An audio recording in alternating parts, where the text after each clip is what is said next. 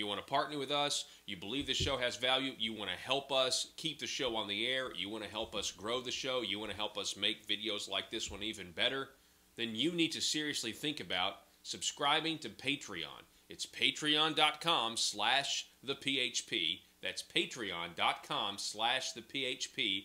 Get extra content today, partner with us, and help build the Liberty Machine. We're asking you to partner with us for as little as $5 a month. Now, you can go up from there. You can go to $10 a month and get extra features, or $25 a month and become a Conduit Media Insider. But for $5 a month, you can really help us out. You can get extra content. You can see what we talk about on sets like this, and I promise you, you won't be disappointed. Thanks for watching. Back in a moment. Paul Harrell, weekdays from 4 to 6. Learn more at paulharrell.com. Got it. Okay, welcome back. So we're going to go over this. This is too much fun. This has all happened in the course of 2 hours, okay? This has happened in the course of 2 hours, where we are going to expose an employee of Governor Asa Hutchinson as being a liar. That's right, I said it, liar, okay? All right, so check it out. We're scrolling on up here, and so Gary Epperson of the great Patriots of Act 746, he says, "Hey, Douglas Smith, this is the governor's employee that makes it makes $50,000 a year, right, of your money, to go around and intimidate county committees." And by the way, Tim, I pinned your Facebook comment. Tim said, well, that's it for emails. There'll be no more emails. There'll just be phone calls. There'll be threatening phone calls. No more threatening emails. Gary Epperson said, "Hey, Douglas Smith, are you the one pressuring these Republican chapters for the governor to cancel out Jan Morgan being the keynote speaker or the speaker?" And let's see here. Douglas Smith replies, "No, sir, I am not. I've received several calls from people in the areas about it, but have nothing to do with any county committees except the one I'm a member of. Was not even aware she had been canceled from one till I saw it on Facebook. Your question says being keynote for governor. I was even unaware she was speaking for the governor." What does that even mean? May want to verify that. Don't really think that is correct. Okay, no, what does his statement say? Keep going up. You'll go back up to that. What is it? What is he even talking about there? That doesn't make any sense. Are you pressuring these Republican chapters for the governor to cancel Jan Morgan? That's the question. So am I reading something wrong, Joe, on his answer? What is he even talking about? Your question says being asked for the governor. I don't know what he's talking about. But anyway, let's keep going. Then Gary says, Doug is the one confused here. I'm letting it rub off on me. Gary writes, "Just checking, wanted to head off rumors and have it on the record." Wow. And have it on the record. There's no way people are going to think that I didn't plan this. People are going to, stop for a second. People are going to think I had Gary Epperson post this. What did this was 3 hours ago. This was 3 hours ago. I didn't have the leaked email to the Mississippi County Republican chair. I didn't have the leaked email till what, Joe? 3:50? Because you walked in here and I was, I was blacking out email addresses, It's crazy. That's crazy. All right, scroll back down. So Jan Morgan writes on this thread, "Actually, Gary is referring to my 2 speaking engagements at upcoming Republican Party events." Keep going. Yeah, tagging Doug Smith. What is that photo on Doug's? Can we go back? What is that photo? Okay, all right. Jan Morgan. And this one, which I am the keynote, that's the Mississippi County one. All right. Gary Epperson says, "Wait, there are more than one incident. I didn't know what was going on." And here's our listener, Rick. Rick writes, takes a screenshot of this program, says, "Apparently Mr. Doug Smith fails to tell the truth," and screenshots the email that I have right here. And so keep scrolling down. What does old Doug say about this? Let's see here. David Ferguson writing, he says, Paul Harrell has Smith's email to the Mississippi County trying to disinvite Jan Morgan. Listening now. Screenshot for posterity. So Doug Smith says he's denying that he's trying to intimidate people, which he's essentially caught as doing the complete. I mean, he's caught in a lie here. There's no question. Savagely caught. And that's not my words. Gary Epperson writes, Douglas, somebody better start calling out the BS Governor Hutchinson is doing to the Republican Party what Obama and Hillary did to the Democrat Party. Ouch. Keep going. Douglas Smith says some more. What is that full statement?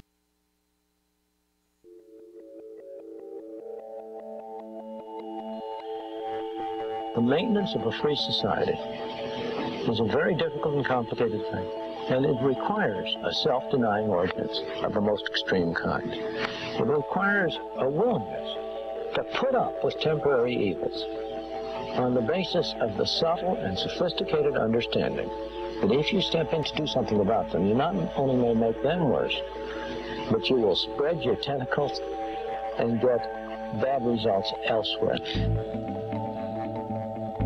I think it's time we ask ourselves if we still know the freedoms that were intended for us by the Founding Fathers. We lose freedom here, there's no place to escape to. This is the last stand on earth. Whether we believe in our capacity for self-government or whether we abandon the American Revolution and confess that a little intellectual elite in a far distant capital can plan our lives for us better than we can plan them ourselves. You're listening to the Paul Harrell Program, brought to you by Conduit Media Group. Welcome to the program, ladies and gentlemen. Thank you so much for being with us. My name is Paul. You have found the intersection of conservative ideas and reality. We're building a liberty machine. We want you to be a part of it. You can call us or text us, sound off on Facebook if you want to do that. That number, if you want to call or text, 870-275-9799. In checking in with, just briefly, right before the program starts, our Facebook page where our Facebook Live video is going, I have John on Facebook writing that the Mississippi County Lincoln Day dinner is sold out. And that is huge news. The Jan Morgan is supposed to speak there. I'm going to be there on Saturday evening, and it's sold out. The Lincoln Day dinner there, 250 plus, and everyone's looking forward to a great evening. That's what I'm told. I just got that word just now as we started the program. Folks, in other news, the tax force has been meeting down at the Marble Palace for the last couple of days.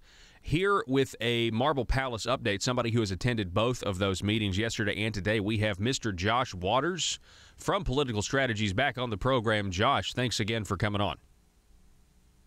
Hey, Paul. How's it going? It's going good. And I also want to thank you again for guest hosting the program on Friday. I got to listen to a little bit of it off and on. I was barbecuing for a family event, and I really enjoyed it. And so I just want to say thank you. Oh, yeah, it was an honor to step in for you. Hopefully I didn't scare off too many of your listeners, and they're still tuning in today. Well, I think we're doing good, so I don't think you have anything to worry about there.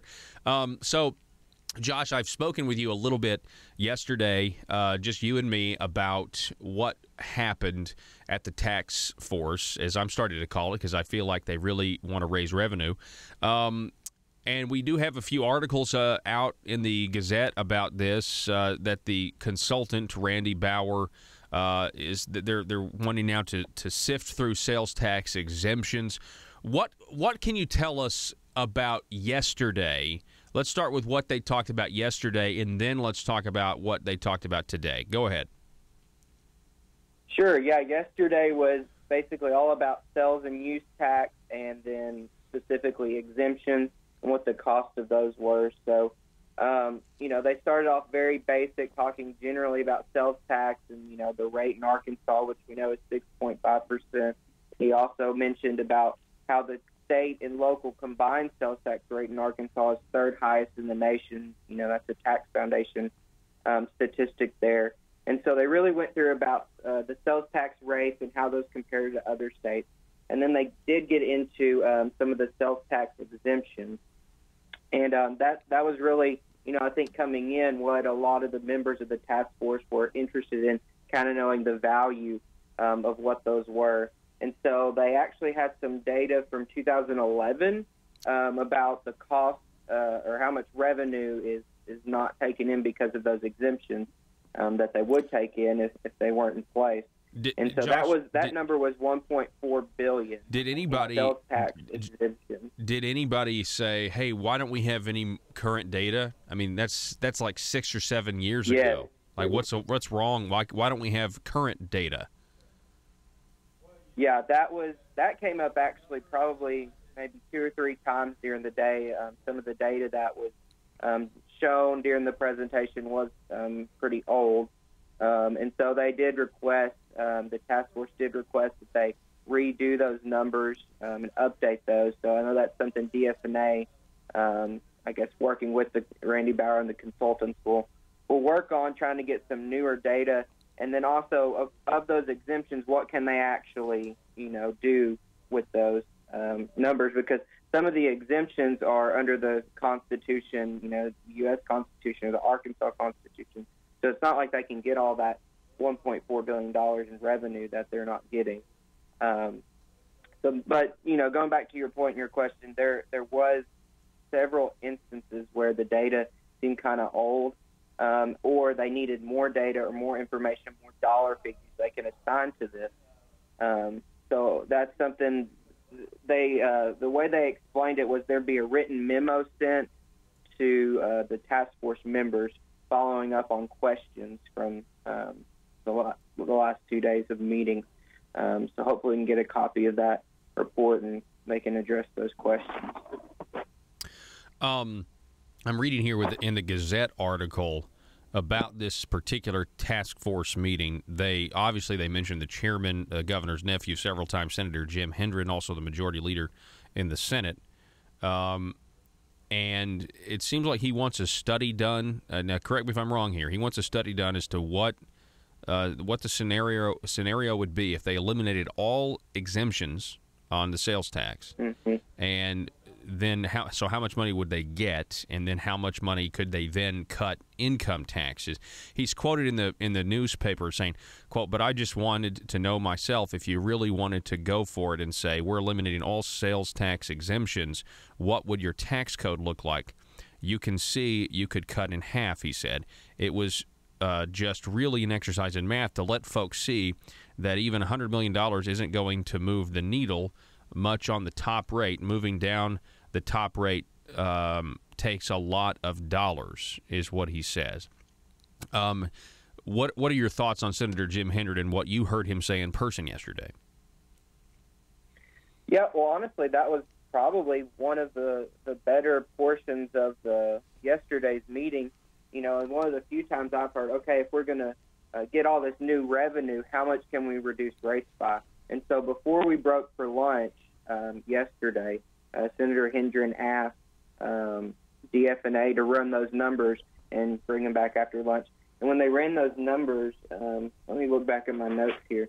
They ran the numbers, and basically it was about if they did all the sales tax exemptions, which they admitted they can't do, but hypothetically, that $1.4 billion number, they could basically reduce the amount of income taxes that they collect in half if they put, if they wanted to be revenue neutral. Of course. So let me see if I can find those numbers, because they're actually, go ahead. No, I would say the Gazette is reporting on 10 of the exemptions accounted for $1.1 billion in reduced revenue in 2011.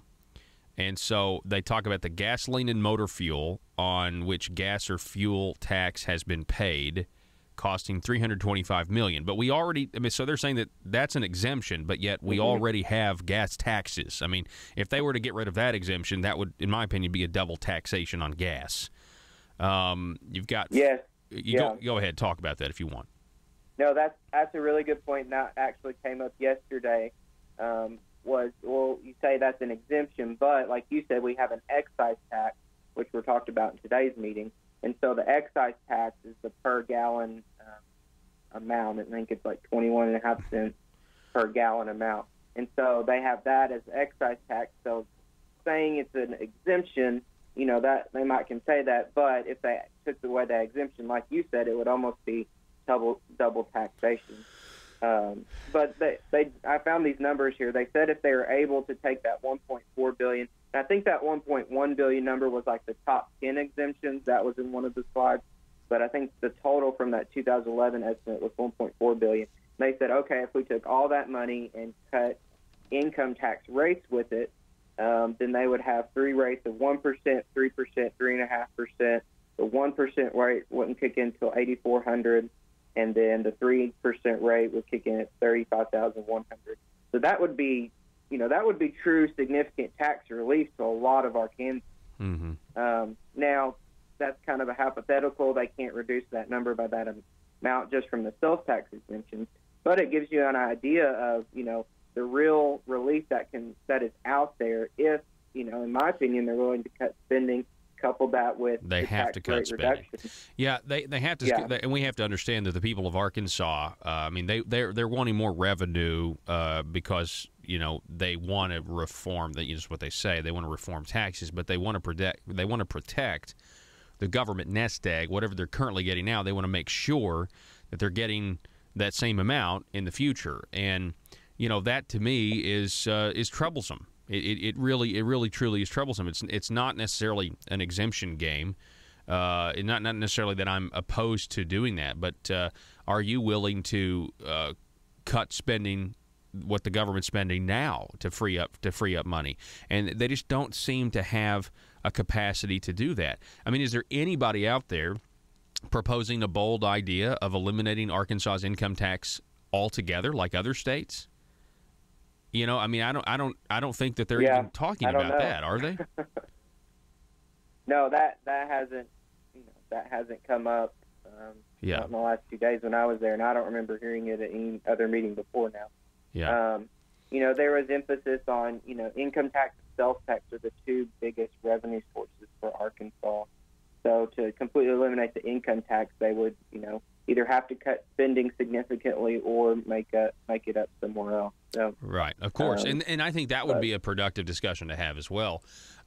So we're talking with Josh Waters from Political Strategy. So you say the first day was on sales taxes and everything else, and the second day, today's meeting, was on excise taxes. Now, was there any new data? Did they have any new data from different years today? Because it sounds to me like if you're trying to make decisions based on 2011, it'd be nice to be able to make decisions based on the last fiscal year that we have. But was there any shift in that, or still using old numbers? I guess today it wasn't as an intensive report. So some of the numbers were more current. They were using the tax handbook that BLR puts out. That was a lot of the source information from today. And so they did talk about excise taxes. So for most people who don't know what that is, that's kind of, kind of explained as the sin taxes to an extent, taxes, a certain specific amount rather than necessarily a specific rate in some situations on cigarettes, on alcohol. An excise tax that we've talked about, the premium insurance tax, the motor fuel tax, the price per gallon on that. So those are the excise taxes that they talked about today. But one thing I think people should be aware of, though, and it was in yesterday's meeting, is there's still this big push for the idea of getting revenue from an internet sales tax. Now, yesterday, I thought one good thing was they did talk about the legal distinction between a sales tax and a use tax, and how that's playing out in different states, and the inability to force out-of-state sellers to collect and remit. And I know you talked about this on your program a lot, but this is something that's not going away. The internet sales tax, they're trying to find ways around it. The legal standard through an economic nexus standard they want to implement, or through regulations or definition changes from the kind of the bureaucracy level of government. They're looking at what other states are doing to get that source of revenue and to get more revenue into the state. So I do want to, let your listeners know to still, be aware of that is still going on. They're still researching how much money they can get from that going forward. Yeah, and that's a problem. We mentioned that a little bit yesterday. They're wanting more money from us, and this is a proposal that's already been rejected by the people's representatives. They couldn't get it through, and so now they're still considering it. They're still talking about it. They really do want this increase in revenue, and they want to be able to be sovereign over businesses outside of the state of Arkansas that don't have a physical location here, which is a dangerous precedent. Doesn't make a lot of sense. Matter of fact, I did read somewhere, Josh, I'm sure you read this too, where Arkansas is now participating. Is it a lawsuit, or is it an appeal to, try to get that power on other states? Yeah. So I talked about that Friday on the show when I was filling in for you. That the state of Arkansas has basically signed on to this lawsuit saying, "Hey, the U.S. Supreme Court, please take up the South Dakota case." And as we know, the South Dakota law, the internet sales tax law they passed, was basically the same as Senate Bill 140 this last Arkansas legislative session. And the state Supreme Court in South Dakota struck it down, saying it's unconstitutional. You can't do this, upholding Quill versus North Dakota. So several states, including Arkansas, have signed on to a challenge to the U.S. Supreme Court, basically encouraging the Supreme Court to relook at this issue. And, ultimately that's what Arkansas was trying to do, because they admitted it in the, during the session that it was unconstitutional. They'd have to go through legal proceedings to get this overturned at the U.S. Supreme Court. So, but yeah, that's unfortunate to see. I think that, I talk about the poll numbers.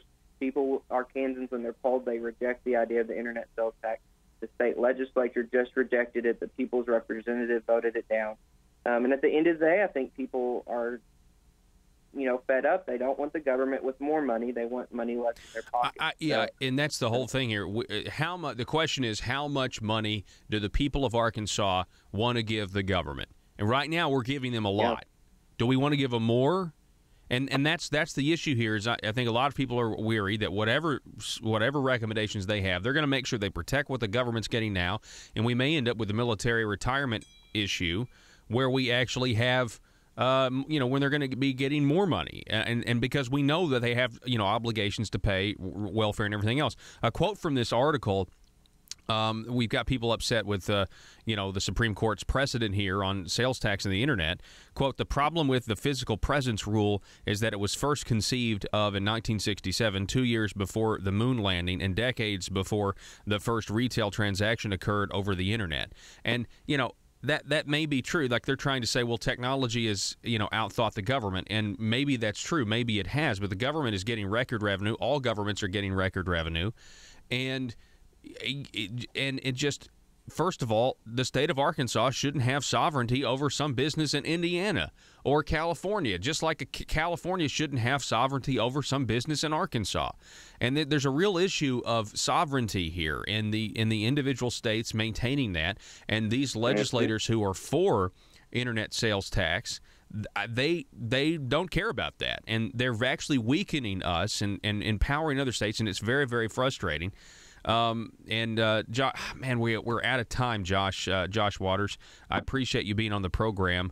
I'll give you the last word, just real quick. Your overall general feel the 2 days down at the Marble Palace, in front of the tax force. Overall, I thought it was a lot of data, a lot of information. But what's actually going to happen from this? I think the jury's still out on that. They're going to be meeting again next month, and then they'll have a preliminary report at the end of this year, and then they'll keep meeting through next year. So, again, the last 2 days, a lot of data on sales tax and excise taxes. Next month, be focused on property tax. I have a feeling Municipal League is supposed to be there, so there'll probably still be more talk about internet sales tax. So I just encourage people to keep listening to your show. And keep, reading over at conductforaction.org to get information about what they're trying to do with our money down there. All right. I sure will. Josh Waters from Political Strategies, thanks so much for being on the program, and certainly we'll keep up with it. I appreciate it, sir. All right. Thanks, Paul. All righty, folks. Yeah, I'll just say this one thing. It's really sad. I don't know why Leslie Rutledge, the Attorney General, signed on with these other states with this South Dakota lawsuit, because it's clearly against what the people wanted and voted against, the people's representatives in the session. I mean, a significant portion of us. It's very, very frustrating. We got to go to break. Back in just a moment.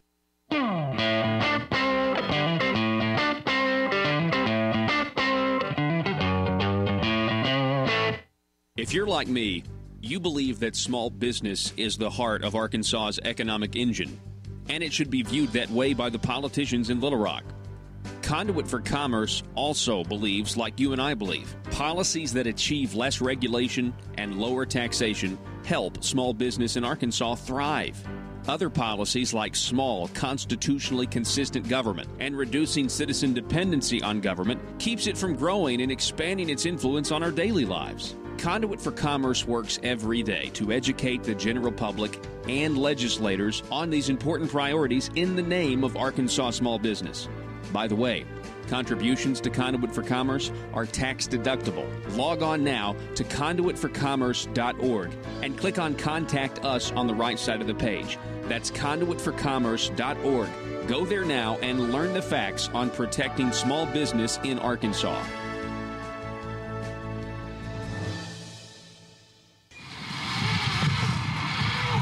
Who's next to Zipline? Me, and I'm really excited about this. Sir, I'm sorry.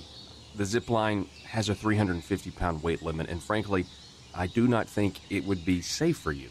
Oh, that's okay. I self-identify as 180 pounds, so it's cool. Sir, that doesn't make any sense to me, and I'm afraid we can't let you ride the Zipline. You're too heavy. I'm sorry.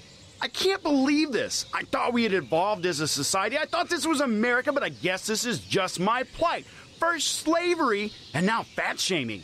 Sir, again, I'm really sorry. You listen to me. If you don't let me ride, not only will I sue this company for discrimination, I will sue you for damages because right now my feelings are so hurt and I feel embarrassed because I'm holding up the line. Wouldn't be the first time. Watch it, mister. Look, okay, I'm sorry. I just don't think it would be safe for you. You don't understand. I self-identify as skinny. So you have to let me ride the zip line. The Constitution says so. I get to define my own reality. Okay, fine, whatever. Ride the zip line. Mike, let this man ride the zip line. Thank you. Now watch as my self-identity trumps your bigotry. See you on the other side, racist. Here I go!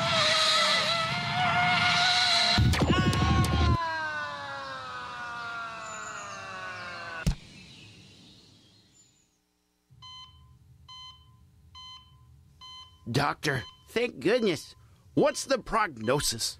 Sir, we've done everything we can, and you only have seconds to live. No, you cannot say that. I do not self-identify as a dead person. PHP Parody. Watch Paul live at paulharrell.com. It's free and available 24 hours a day, 7 days a week. Because the Liberty Machine never I know sleeps. this is off topic, and I went along with Josh Waters, but now we're kind of out of time. But I just want everybody to know that our board operator on the other, Joe, he's kind of worried. Me and him constantly have a Marvel DC cinematic universe dispute because Marvel's so much better at making movies than DC is up to this point. And apparently the new Justice League movie, the DC Justice League movie, which I'm hoping is terrible so they could actually reboot it and make it good again, make DC Comics great again, is the runtime, Joe, you say, is what? According to this, it's under 2 hours. Which means the movie is going to be terrible because they couldn't find good enough footage. They must have edited. It must be a terrible movie. That's what I'm telling you. That's all I'm saying is, and that's at this point. That's as somebody who does enjoy superhero movies, and I do enjoy Superman, and I do enjoy Batman. At this point, their current story arc is so bad and so terrible and so poorly executed that this movie needs to tank so that they can scrap everything and start over and maybe get back to a Christopher Nolan success rate. That's all I'm saying. The thing is, they can't even get Nolan. Nolan's done with superhero films. I know, but I'm just saying they got to do something. I hope it's terrible. Back in just a moment with Patriots of Act 746. Welcome those of you watching at paulharrell.com, Facebook Live, or our YouTube page, The Paul Harrell Program. This is the set where we shoot our Wednesday weekly videos for our Patreon subscribers. And if you want to get on board and get extra Paul Harrell program content because you want to partner with us, you believe the show has value, you want to help us keep the show on the air, you want to help us grow the show, you want to help us make videos like this one even better, then you need to seriously think about subscribing to Patreon. It's patreon.com/thephp. That's patreon.com/thephp. Get extra content today, partner with us, and help build the Liberty Machine. We're asking you to partner with us for as little as $5 a month. Now, you can go up from there. You can go to $10 a month and get extra features, or $25 a month and become a Conduit Media Insider. But for $5 a month, you can really help us out. You can get extra content. You can see what we talk about on sets like this, and I promise you, you won't be disappointed. Thanks for watching. Back in a moment. Paul Harrell, weekdays from 4 to 6. Learn more at paulharrell.com.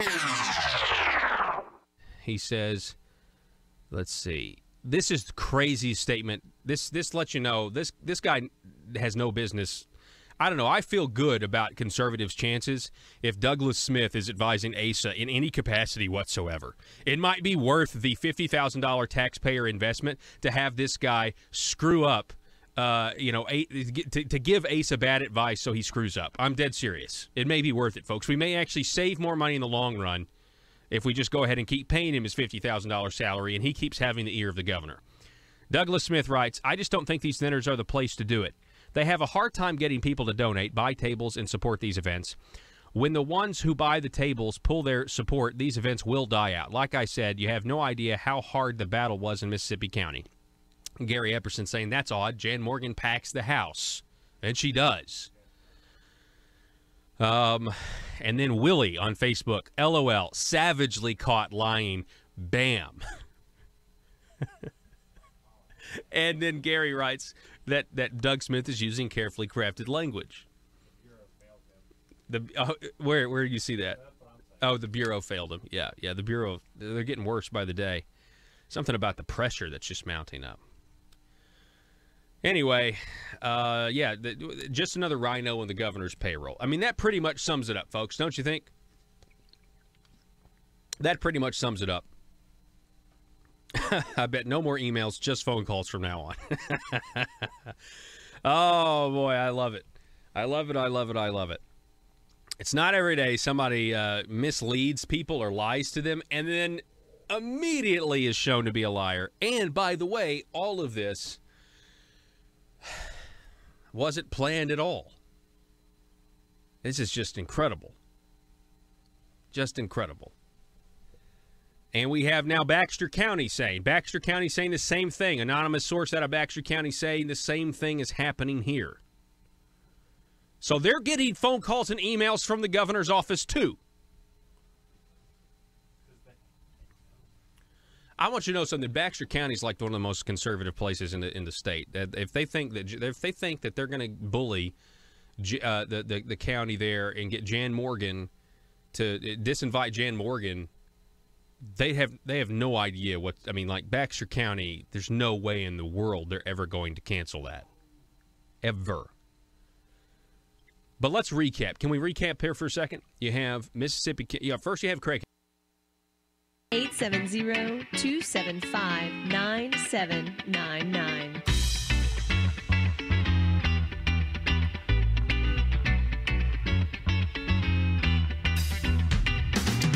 All right, folks, welcome back to the program. It's that time of week. I want to just let you know that this portion of the Paul Harrell program is brought to you by the good folks of the Patriots of Act 746. They are on a mission to educate Arkansas about your gun rights, about the fact of Act 746 and the constitutional carry it affords us. It is the Patriots of Act 746. Check them out on Facebook. It is a close group of 11,000, I think, right? 11,000 strong. Joining us now to talk a little bit about that, we have back on the program, Tim Loggins is with us, Patriots of Act 746. Tim, welcome back, sir. Thank you very much, Paul. It's good to be back. Absolutely. Now, okay, so the last time we had you on, I think, was 2 weeks ago, and there was an event that was being planned for the Northeast Arkansas area to kind of organize. And so you guys had a meeting this past Sunday in Jonesboro. Tell me how it went. Yeah, we met at Tamales in Jonesboro. We had probably 25 or 30 folks show up, patriots. Had a state senator, Senator Linda Collins Smith, and Representative Dan Sullivan also showed up. Good. Had a very, very good turnout. Had a interesting meeting, a lot of questions answered, a lot of camaraderie, and just a good meet and greet. It accomplished all the goals that we had. So some of the questions that you cleared up, I mean, I'm assuming it was about, hey, law enforcement maybe isn't on board with Act 746. They're not on board with open carry yet. I mean, is that the kind of stuff that it was, and you guys were clarifying or encouraging? What kind of questions? Well, we had some new members that have followed the page, but it sure was nice. We did have a representative at JPD that was there that had the statutes, and they could back it up. Yeah, Paul, you don't need a concealed carry hand license to carry concealed, and you can carry it open. Act 746 covered that. Yeah, that's exactly right. Now, is there anybody? Anybody still shocked by that? I mean, if they found the page, they're probably not shocked. But you say that there was also an off-duty police officer there as well. I mean, that had to give some validity to all of this. We had that, and we had having a state senator and a representative there that both spoke.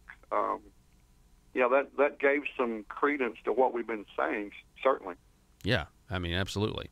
I think that's fantastic. And you know what?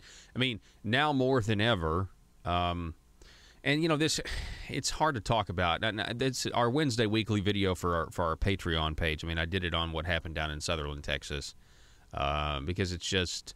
I mean, I think one of the things I said was it's kind of hard sometimes to find words when something like this happens, a tragedy such as this, unless you're somebody on the left. If you're somebody on the left, then you do have words. You do know immediately what to say, and that's gun control.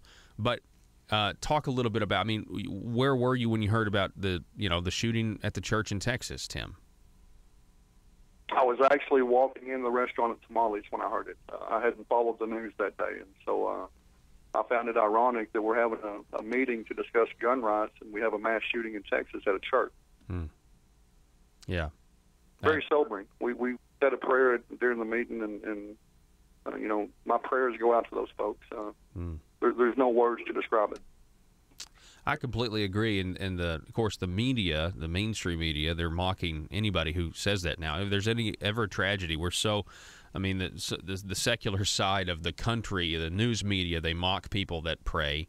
They claim, well, your prayers aren't helping. I mean, it's just extremely, really, it's statements all based in vanity, and people, I believe, who think that they're their own God, whether they admit it or not. I believe that's kind of where they're coming from. That's where this madman was coming from.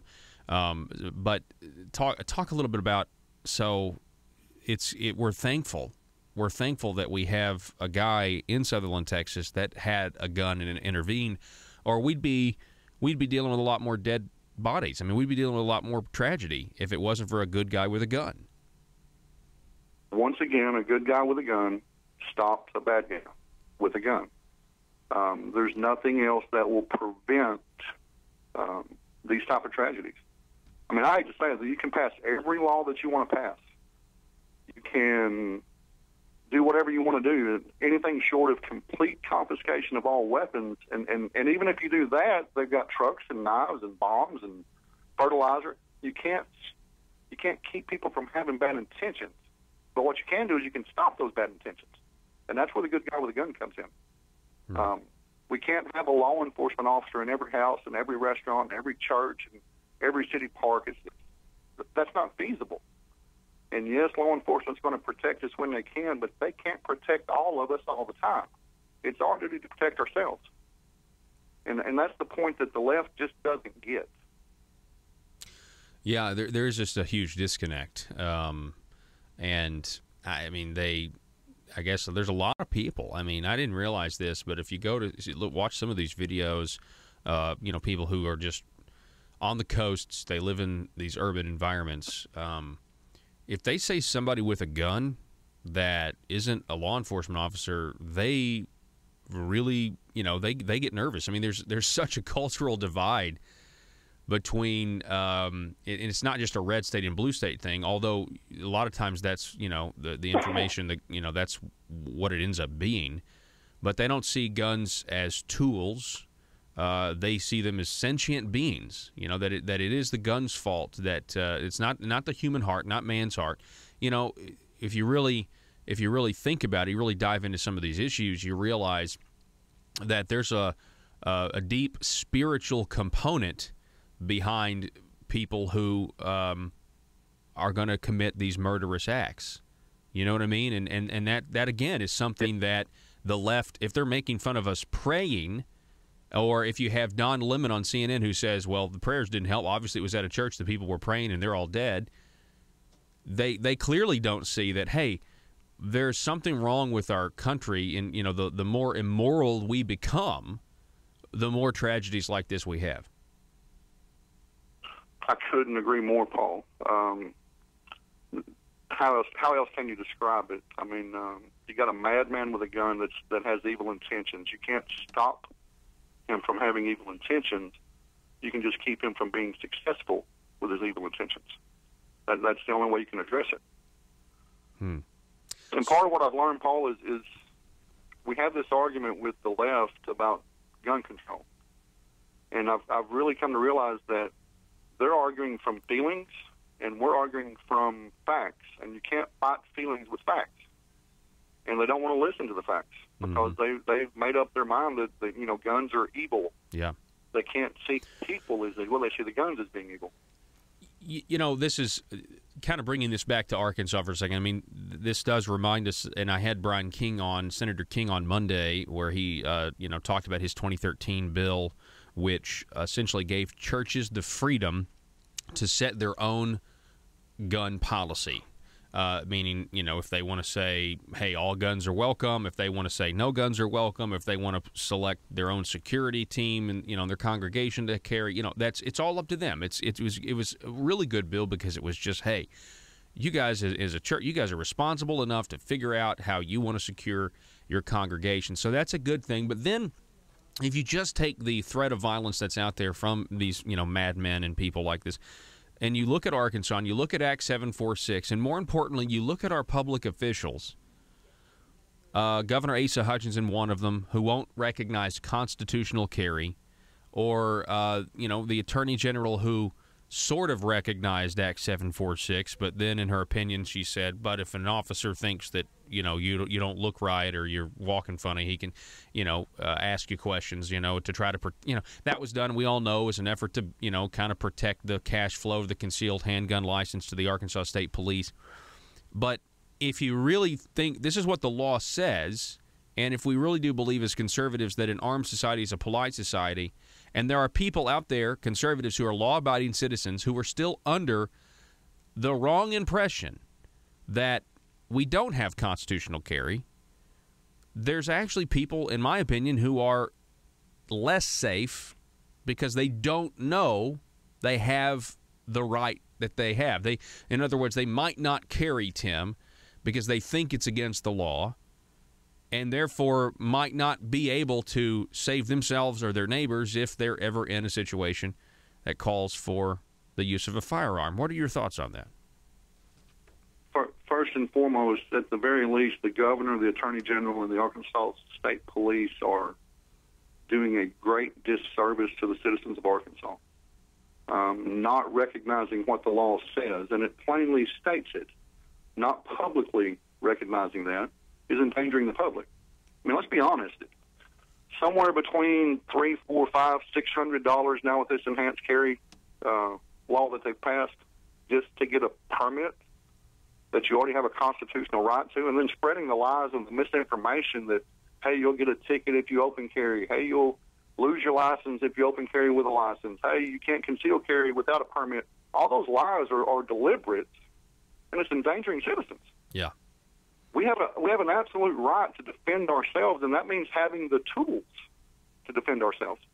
And the Arkansas Constitution doesn't say anything about permits or training requirements, or if the state police says you're somehow blessed enough to have it. That's not in the Constitution. That's not in 573-120. That's not even in 573-301 through 322, which is the statutes concerning concealed handgun license. And they're endangering the citizens. Yeah, no doubt. And they're also, by not getting on board with what the law says, protecting the status quo, this is a lesser degree, but they're also potentially subjecting citizens to unwanted harassment from law enforcement that are still not on board. And, you know, we've seen this where people get arrested, you know, they get yelled at by the cops, and then, of course, the prosecutor will drop the case because they read the law and they can't get a conviction. And so we're also inviting this, you know, patchwork of enforcement where we don't really have equal protection under the law because people won't get on board and admit what the law clearly says. 100% correct, Paul. The law is very clear. Absent criminal intent, you cannot be charged with carrying a weapon. You have to have the intent, and that means that the prosecutor has to be able to prove that you intended to criminally employ that weapon against a person. And that's a very high standard. And by just ignoring that, yeah, we're leaving individual officers that may or may not have gotten on board with 746 to try and enforce the law. And it's a real simple fix. You know, people talk about the legislators' intention. Obviously, their intention on 746 was exactly what we have, which is constitutional carry, because if it wasn't their intention, they would have put something in 573-301 that stated you must have a concealed carry handgun license. And there's no law in Arkansas that says that. Mm-hmm. I mean, let's face it. Is there a law that says that you can't or that you can put butter on your bread? No. Laws don't tell you what you can do. They tell you what you're prohibited from doing. It's the same way with the gun statutes. I mean, there's no law that says you can't carry concealed or open. It just doesn't exist. And I call on the governor and the attorney general and the state police to please acknowledge that, because we got folks that are scared to carry the tools they need to defend themselves. You're exactly right. We're talking with Tim Loggins from Patriots of X746. So, Tim, I'm glad that this regional effort up in northeast Arkansas to kind of coordinate, meet people who are members of the page went off well this past weekend. And are there efforts to do this in other places? The efforts to do this in northwest Arkansas or in other areas as well, just so people get familiar with one another? Paul, we've grown since I talked to you last. I think we've added about 300 members. Wow, that's 2 weeks. We're over 11,300 now. I don't know the exact number today because it keeps growing so fast. But yeah, we're seeing the discussions pop up on the page. We've got one in the planning works down somewhere in southeast Arkansas around Monticello. We have one scheduled at Malvern. We have, all over the state, you see these individual patriots. And keep in mind, that's what Patriots of 746 is. It's a grassroots movement to educate the citizens of Arkansas about our gun rights. And we've got patriots stepping up all over the place.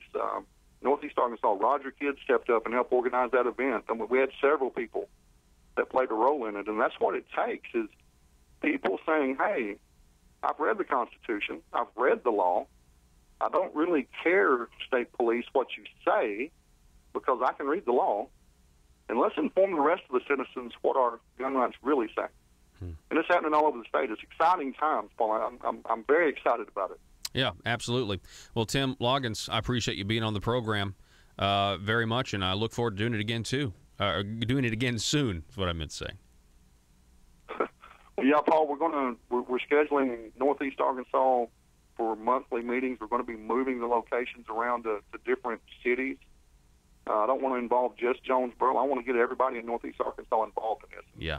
Yeah, I look forward to speaking to you again about it. Absolutely. Absolutely. Tim, I appreciate it, sir. The last thing I'll say about this is, and we're about to have to go to break,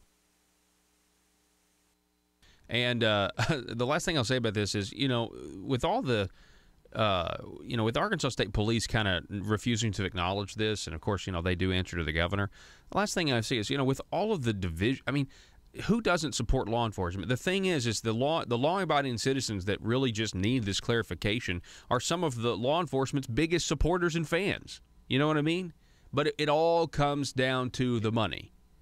But so any rift that's developing between, the people who, are the blue and they do put their lives on and they do, enforce the laws, the Arkansas State Police can fix that very easily. They just have to acknowledge that this is what the law says, and it means change. I mean, people are so terrified of change in the status quo, especially when it comes to how it's going to affect a government agency. I mean, if you told those folks down there right now, hey, we're going to eliminate all income taxes, they would immediately start to panic because they would know the government would be getting less money. We'll have more on that. 5 o'clock coming up, we're going to be going over the Conduit for Action weekly quiz. You don't want to miss that. It's up right now at conduitforaction.org, as well as it's pinned to the top of the Facebook Live video that I'm looking at right now. Everybody listening, stay tuned. Thanks to Tim Loggins and the great Patriots of Act 746. You can find out more about them on Facebook.com. It's Patriots of Act 746. My name's Paul. We'll be back in just a moment. Do you need to advertise your business product or service, but not sure what the best choice is? Folks, allow me to introduce you to talk radio. You're listening to it right now. Talk radio is one of the most unique mediums in all of advertising because it actually works. It gets the information you want to the people you want to get it to. And by the way, those people are educated, well-informed decision makers of their household, and most of them have disposable income. If this is a target audience for your business, then you have to consider advertising on my show, The Paul Harrell Program. We have options for most any budget and can provide you with exciting opportunities to grow your business. We can put your message across the state, or we can help you locally. Call 870-275-9755 if you have any questions.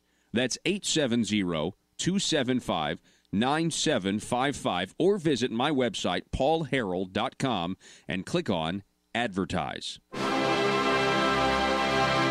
This is Mother Government. My people. The promised revenue gathering to fund my motherly goals, such as the Arkansas Works, Obamacare, private option has commenced. I have asked my representatives and senators to execute my will concerning new revenues, from the tires you use to drive on my roads, the candy and sodas you consume and purchase in my stores, and the digital products you download on my internet. Your sacrifices and tributes, which are owed, display a measure of obedience, but there are still collectible sacrifices I require from the people to increase the work and size of our great government of Arkansas. There are two matters left unresolved. 1. I require a general tribute for all purchases made on my internet. Not just digital products, but all products. My dear children, there are those who would thwart my motherly goals of progress. If you see them, please combat their misguided notions of freedom by using phrases like mom and pop, and tax cheat. 2. I still require more revenue sacrifices concerning your consumption of my gasoline. I require your undying loyalty on the subject. Subjects, in conclusion. More revenue is good. Static revenue is bad. This message was brought to you by your stewards, aristocrats serving Arkansas. Thank you, my children, in advance for your required and expected obedience that keeps society safe and prosperous. And always remember, from cradle to grave. PHP Parody.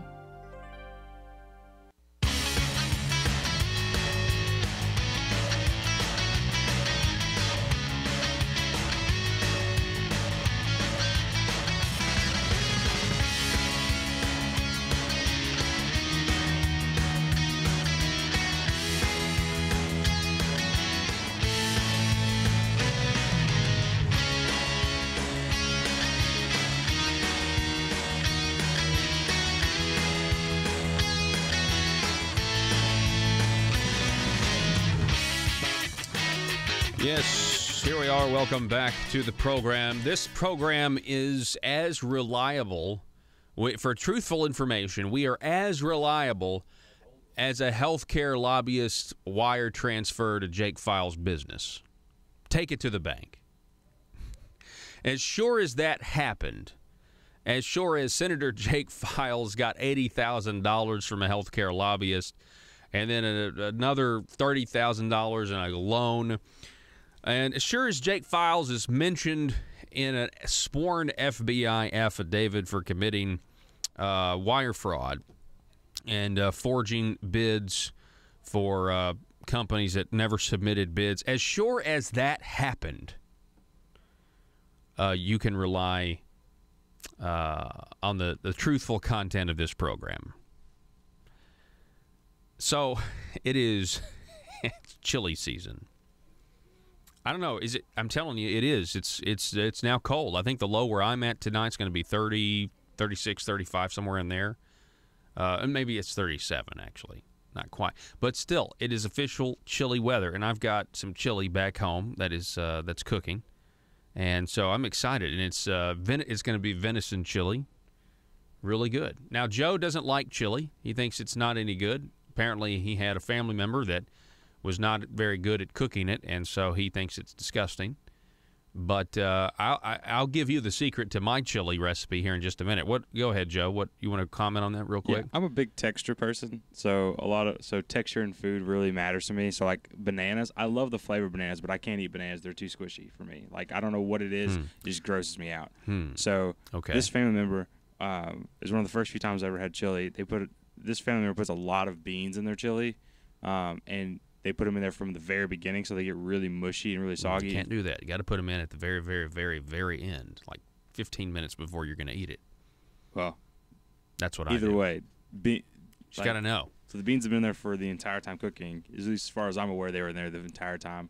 And whenever I took my second bite of chili ever in my life, it was nothing but beans, and it was disgusting. I put the first one was fine because it was mostly like. What meat about and chili just without stuff. beans? Why don't you don't? Never seen chili. You could try I've and make never it yourself. seen chili without beans. Well, it happens. It happens. Now, it doesn't happen in my house. Anyway, real quick, we're going to run out of time. So the secret to a good chili recipe is your roux. And so what you want to do is you want to take some olive oil, and you want to put it in the pot you're going to cook your chili, and you want to start to cook some onions, and you want to throw some garlic in there. And then, you got your spices, whatever that is. Now, some people like a pre-packaged chili seasoning. Not me. We experimented for a long time. I make my own chili seasoning. You combine that, but here's the key, right? You got to get a can of tomato paste. You want to put the whole can, one of those little cans of tomato paste in with the onions, the garlic, and the olive oil, and the spices. And you want to get that, you want to make even like this bigger paste, right? You don't want to burn it, though. And then you'll add your cans of tomatoes, whatever your preference. I don't like the fact that so many of your diced tomato cans, you got your oregano. They try to put your oregano and basil. Well, I'm putting all that in, so I like to just get regular 3 cans of diced tomatoes, and you put it in, and you get that going, and then you add your meat and everything else, pre-cooked. Obviously, you've cooked the meat before. But anyway, that's the secret. That is the secret to a good pot of chili. And I just got a feeling, even after listening to my explanation of this, there's a lot of you out there who are like, yeah, it is chili season and I want to go make some chili. Well, go for it. Folks, that's all the time we have for this hour. We have one more hour coming your way next. We're going to get to the conduit for action quiz. Also want to go over some more numbers concerning what was proposed yesterday at the tax farce or the tax force. I do believe they're going to force us to pay more in taxes. I hope I have to eat crow on that. Let me say that one more time. I've said it a million times. I hope I'll have to eat crow. I hope they actually shrink government and leave more money in the people's pockets. And we also want to talk about a little bit about Medicaid expansion and how now all of a sudden the big reforms to Arkansas works. Well, the state of Arkansas hasn't heard anything on getting approval from the Trump administration, and now they're going to have to wait till at least January 1st before these amazing work-suggestive requirements kick in. They hope. We don't even know yet. Back in a minute. Rush, Glenn, Sean, and Paul. This is Jonesboro's 1013 FM News Talk, KBTM.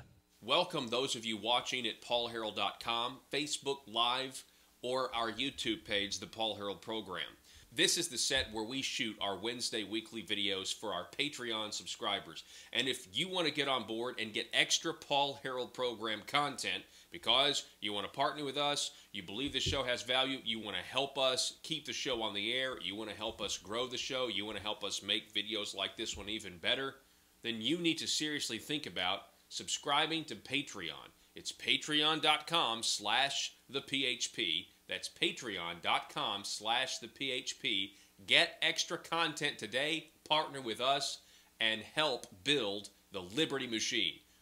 We're asking you to partner with us for as little as $5 a month.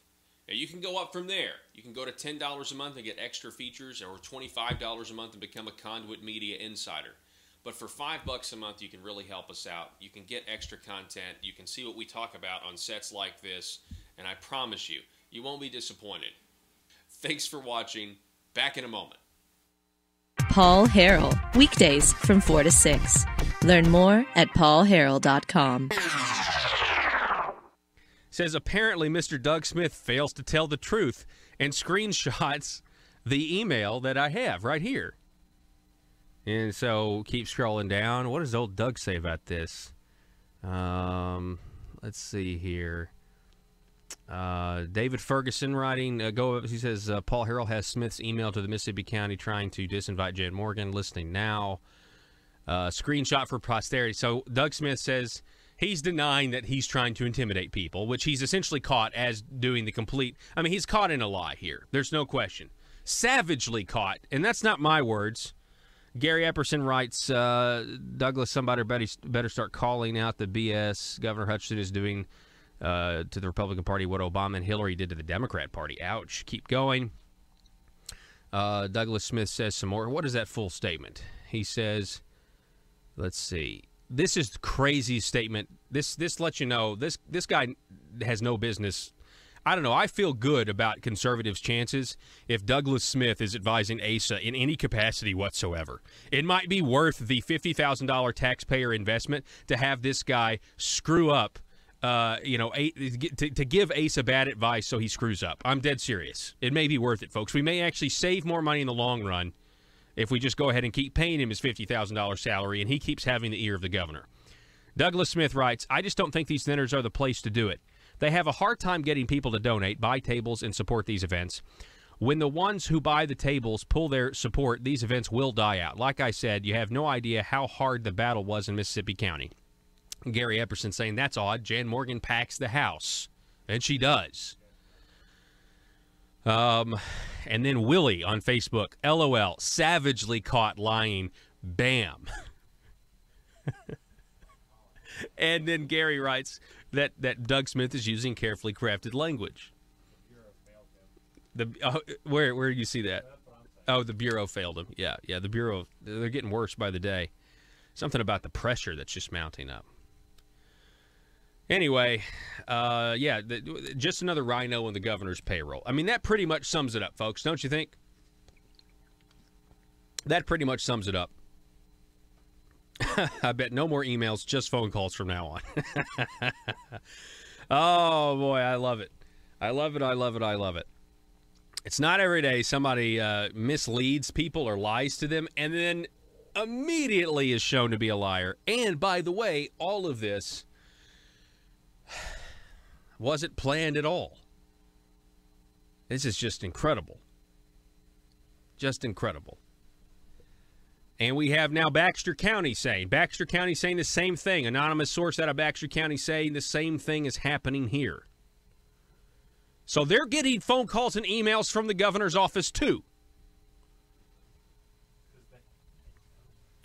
I want you to know something. Baxter County is like one of the most conservative places in the state. If they think that they're going to bully the county there and get Jan Morgan to disinvite Jan Morgan, they have no idea what. I mean, like Baxter County, there's no way in the world they're ever going to cancel that, ever. But let's recap. Can we recap here for a second? You have Mississippi. First you have Craighead County. And now, I'm sorry, Craighead County, I don't believe your statement anymore. Can I say that? I don't believe it anymore. How am I supposed to believe you guys? You're telling me it is just a coincidence that you invite Jan Morgan, disinvite Jan Morgan, say it had nothing to do with the governor, it had nothing to do with higher-up establishment Republicans pressuring you, had nothing to do with that.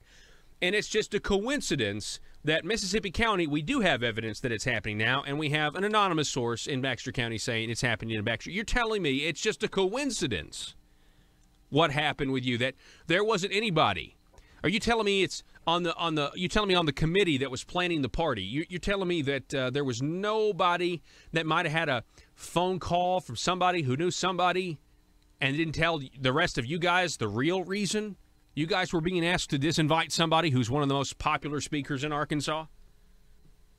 No. It's just, it's...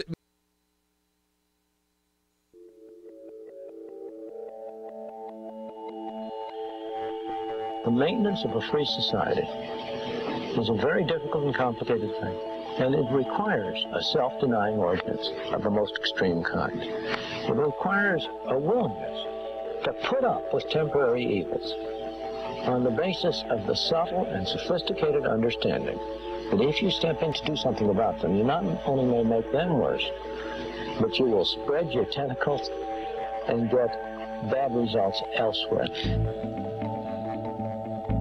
I think it's time we ask ourselves if we still know the freedoms that were intended for us by the Founding Fathers. We lose freedom here, there's no place to escape to. This is the last stand on earth. Whether we believe in our capacity for self-government or whether we abandon the American Revolution and confess that a little intellectual elite in a far distant capital can plan our lives for us better than we can plan them ourselves. You're listening to the Paul Harrell Program, brought to you by Conduit Media Group. Hey, folks, welcome to the program. Thanks so much for being with us. My name is Paul, and you have found the intersection of conservative ideas and reality where we are building a liberty machine. And if you want to help us do that, one of the ways, aside from subscribing to Patreon for as little as $5 a month for extra Paul Harrell Program content, aside from doing that, you could also call, text us, sound off on Facebook, 870-275-9799. That's 870-275-9799. What? Oh, so we are now, Joe gives me this look. We are now about to conduct our weekly Conduit for Action quiz. It's the Conduit for Action game show. It's kind of like what I would call it. But here's the thing about this. For those of you that are faithful listeners to the program, you will know that on Monday my computer died. And those audio clips, the sound effects that we normally use, we are without them because I hadn't had time to back up my computer to, our other audio libraries. So they're on the computer. The computer is fine. It's intact. It's perfectly fine. But tomorrow I'm waiting on a charger to get here because that's what it was. The problem was the charger was just dead and it wouldn't turn on. So, all that being said, we don't have our sound effects to boo Joe when he gets the answer wrong. Now, Joe made 100% last week, correct, Joe? I did, in fact. Okay, so here we go. What is the quiz on today? Obamacare Medicaid expansion. Arkansas Works, a brief history. Okay, this will be good. For those of you, we got new listeners who are getting engaged with the program, and you don't know the absolute tragedies that have happened to the conservative movement, in some cases under the name of republicanism, since 2013. It is amazing. So you need to pay attention to this because this will give you a really good history, a little update here. Under the Affordable Care Act, or Obamacare, states can expand Medicaid health insurance coverage to include any individuals making under 138% of the poverty level. That's $16,643 for a single person, or $33,948 for a family of four.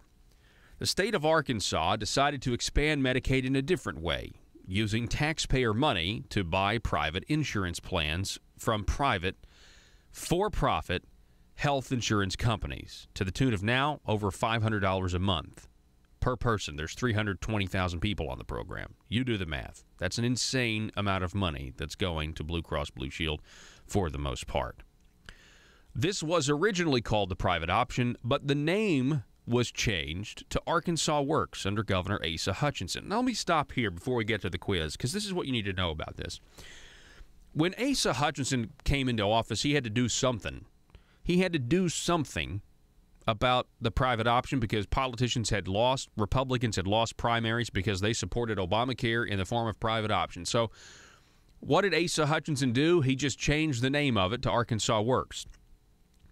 He said in his speech at UAMS shortly after becoming governor that the phrase, private option has become politically toxic.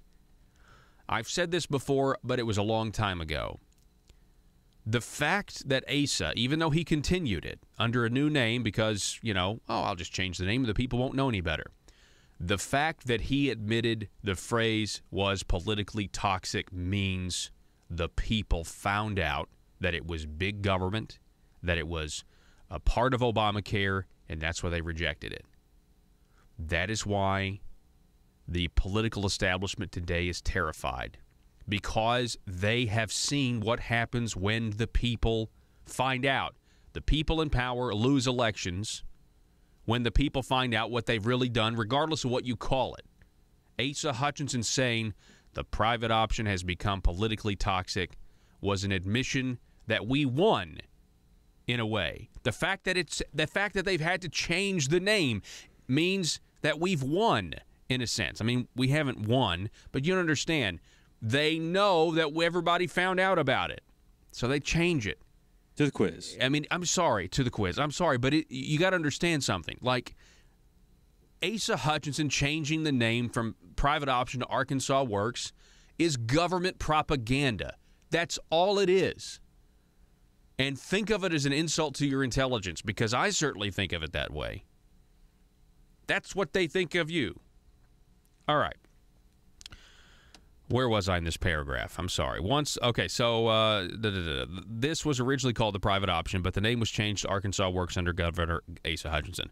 Once the program is fully phased in, federal tax dollars will be paying 90% of the cost, and the state will be paying 10%.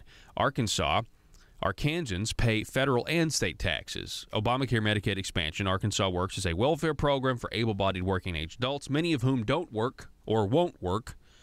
There is no work requirement to receive this free health insurance. Hard-working taxpayers continue to subsidize this welfare program in Arkansas through paying higher premiums, having their own insurance premiums taxed, and paying federal and state taxes. The program is also crippling the Arkansas state budget with the governor, state budget chairman, and many others recognizing the program is unsustainable. Governor Asa Hutchinson continues to fully support and implement this Obamacare welfare program. Okay. That's the pretext. Here is the first question. Question number 1. When was Obamacare Medicaid expansion first passed in Arkansas and by who? A, 2011 by Democrat Governor Mike Beebe and a Democrat-controlled legislature. B, 2013 by Democrat Governor Mike Beebe and a Republican-controlled legislature. C, 2015 by Republican Governor Asa Hutchinson and a Republican-controlled legislature. Or D, 2017 by a Republican Governor Asa and a Republican-controlled legislature. Joe, which one is it? Let me ask you one question real quick. And I will affirm the results. Okay. Okay, so when it's talking about the Medicaid expansion here, I'm assuming it's talking about Arkansas Works, not something before that. Or was there Medicaid expansion before that? There was not. Medicaid expansion is Arkansas Works. Okay, I just want to make sure. Medicaid expansion is the private option. There is no difference between those three terms. Okay. I just want to make sure, because then I know my answer is obvious. It's 2015 with Republican Governor Asa Hutchinson and Republican-controlled legislature, because it didn't happen this last session. And if Arkansas Works is the only form of Medicaid expansion, there wasn't any before that, then there's no way Beebe could have done it because Asa is the one who passed it, or Asa is the one who got it through. All right, I'm going to stop you. I'm going to give you a freebie because I just can't let that lie stand, even though we would find out that you would have gotten the answer wrong. So we're going to go ahead and say that you were wrong, and we're going to go ahead and correct it because I don't want to give a 10-minute gap before we explain this. Okay, so it was in 2013. This is what it was. So it was Medicaid expansion, right? When was Obamacare Medicaid expansion first passed in Arkansas, and by who? Okay, so it was Mike Beebe in 2013 and a Republican-controlled legislature. Now think about that for a second. All the Democrats and a few Republicans and Mike Beebe passed this thing. That's the actual answer. I wanted to be clear. So, moving on. I hope I don't have to do that again, Joe. Clicking the correct one. Click the correct one. No, click the wrong one. No. Are you serious? So you're still. So you fed me lies. How did I feed you lies? I asked you if there was Medicaid expansion before, and Arkansas Works was Arkansas Works passed by Beebe? Okay. Or was it passed by Hutchison? Who passed Arkansas Works? Arkansas Works is a new term that ASA came up with. Okay. But it wasn't until 2015 that he was like, and really it wasn't until 2016 when they were like, yeah, okay, we're going to call it Arkansas Works. But the actual program hasn't really even changed. We got the headlines today. Okay. So Obamacare, Medicaid. I didn't feed you lies. Okay. I wanted to see the way you phrased it and made it seem like you did. You didn't you unintentionally. Okay, I understand. Said something you did that was actually incorrect. I did say they're all synonyms. They're all the same thing. Medicaid expansion, but Medicaid expansion, private option, all of that. The same program started in 2013. Okay.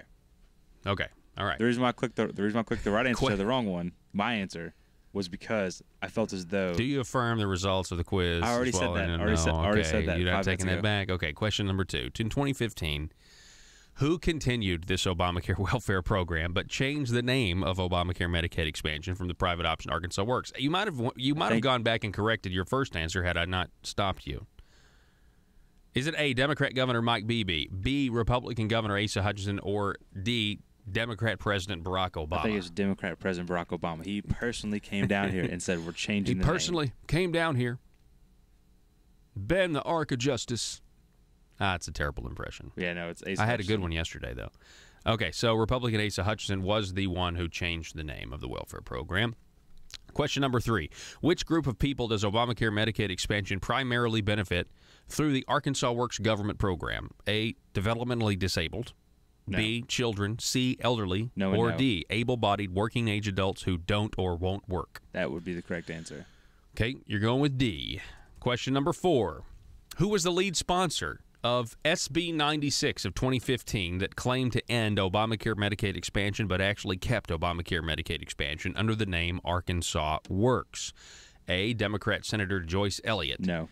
B, Democrat Senator Keith Ingram. No. C, Republican Senator Jim Hendren. Yes. Or D, Democrat Representative John Walker. No. It's Jim Hendren. You're going with C. It ends it. There we go. Running the show. No, we don't have his whiteboard. I had saved it for a long time, but then I started using it to keep track of stuff. For a long time, it was just sitting over here in the corner behind me, and it just said it ends it. They didn't like that whiteboard. Boy, they hated it.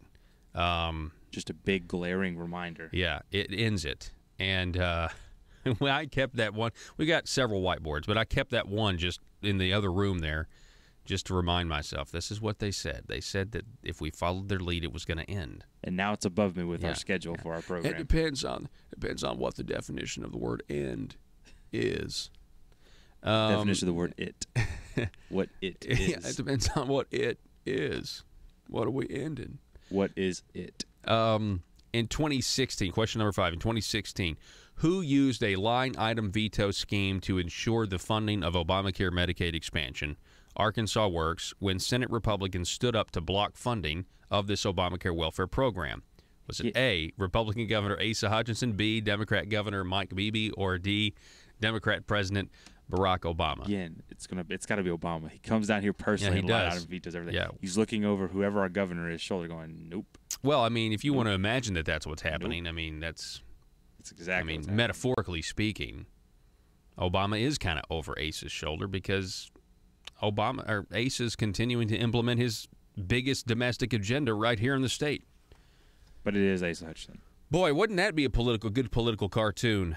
Asa Hutchinson signing Asa Hutchinson at his desk. Yeah, and Obama just kind of peeking over like, No, Obama's got his hand signing it. Yes. Oh, man, that would be great. Like guiding every pin stroke. Mm-hmm. Yeah, that'd be good. Question number 6, in 2016, which Arkansas state senators caved on stopping the funding of Obamacare Medicaid expansion Arkansas Works, going back on their initial vote and ensuring the line item veto scheme would succeed in continuing Obamacare Medicaid expansion Arkansas Works? Pick 2. There's only 2 who caved from the original 10 who opposed the funding. Hint, there is only 1 in each column. Okay. So based off of what the last few weeks have been pointing at, and based off of my year of being here, one of them is definitely Bart Hester. Okay. So that's in the second column. So your second column's done. Mm-hmm. So then your first column choices are Missy Irvin, Cecile Bledsoe, Blake Johnson, Scott Flippo, and Alan Clark. Because based off my experience of being on this show, the other 4 people in the column wouldn't have done it. Okay. Oh, you mean on the far right column? Yeah. The far right column: Terry Rice, Linda Caldwell-Smith, Gary Stubblefield, Brian King. That's astute observation. Yeah. So let's go ahead and just say, yeah, you're right on the Bart Hester being the one who went back. So now it's up to you. Who was it? So it wasn't Scott Flippo. There's no way. That's correct. No way. I'll give you another hint, Joe. You can go ahead and get rid of. I'll just go ahead and tell you, if we can even clarify gender now. It wasn't a female. Okay. So it's between Blake Johnson and Alan Clark. Yeah. And I'm leaning towards Blake Johnson. It's whatever you think. Going with Blake Johnson. Okay, you're going with Blake Johnson. Senator Blake Johnson, in 2016, one of the Arkansas senators who went back on their initial vote, ensuring the line item veto scheme would succeed. That's what I'm thinking. Which some people thought what Asa did there was unconstitutional, by the way. I'm one of them. Number 7, according to DHS spokesperson Brandy Hinkle, in an interview to the Arkansas Democrat Gazette on March 28, 2017, what is the cost to the state for this Obamacare Medicaid expansion Arkansas Works program for the upcoming fiscal year? Is it A, $25 million, B, $75 million, D, $90 million, or C, $90 million, or D, $109 million? 25, 75, 90, or 109? I think it's 109. Because this fiscal year, it didn't cost us too terribly much, but that was because, one, the government's paying for, I think, 90% of it? Well, the fiscal year ended. This fiscal year, we're only a few months in because it started back in, July. Yeah. So something tells me it's 109. Okay, $109 million. Yeah, going with my gut feeling on that one. All right, number 8, under Obamacare reform efforts at the federal level, how much would the state be obligated to pay for this Obamacare Medicaid expansion Arkansas Works program if some of those reforms passed? A, Arkansas would have to pay 15% of the total cost rather than 10. Arkansas would have to pay 20% of the cost rather than 10. Arkansas would have to pay 25% of the cost rather than 10. Or Arkansas would have to pay 30% of the cost rather than 10. I'm pretty sure it's 30. So for some reason, 30's like it's ringing a bell in my head. Okay. I definitely know that we only pay 10%, and it's still unsustainable for us. Right. Oh, which yeah. is the biggest problem. People knew that all the people knew that all the way back in 2013. We would never be able to support 10% of this with 200,000 people on the program, but we got 330,000. We've had as many as 330,000 on this program. And by the way, the fact that the news came out today that the Centers for Medicaid and Medicare are delaying the approval of ASA's, work requirements, which are really part-time work requirements, with a lot of exemptions for getting out of it, that just means every month we now have more people getting on. We have this, they're not removing. They wanted to remove 60,000 people because it is unsustainable. That's essentially what we're now doing. I mean, you know what I'm saying? It's now a big deal for this fiscal year. They're not going to be able to remove these people because they're not going to be able to adjust that poverty rate. And it's just more money that they're now going to try to come and take from us. Okay, that's the end of the questions. Number 9, though, this is a big one. Have you subscribed to Conduit for Action's email list to get news surveys and articles automatically sent to your inbox? Joe has. Okay, Joe has. I only missed one, and it was the very first one. Okay, so your score is an 87.5%. You got 7 out of 8. I missed the very first question. That's it. Yeah. Everything else I got right. That's because so you did go back and you put the right answer. Yeah, your first answer. Yeah, I changed it to after Good. after I determined that no lives were had. You thought I was intentionally misleading you, Joe? No, I'm not a politician. No, That's what not they intentionally do. misleading. When your words were not carefully crafted. Oh, okay. And you discovered that there was an unintentional lie in there. That's what I thought had happened. Okay. That's what I thought. And then unintentional. I won't admit to that. I didn't lie to you. I know. And that's when you explained what you meant. Okay. Like, okay. No lies were had. So you went, okay, good. Well, I'm glad we corrected it then, because I really didn't want to have to wait until, I didn't want people to think that, because see, here's the thing.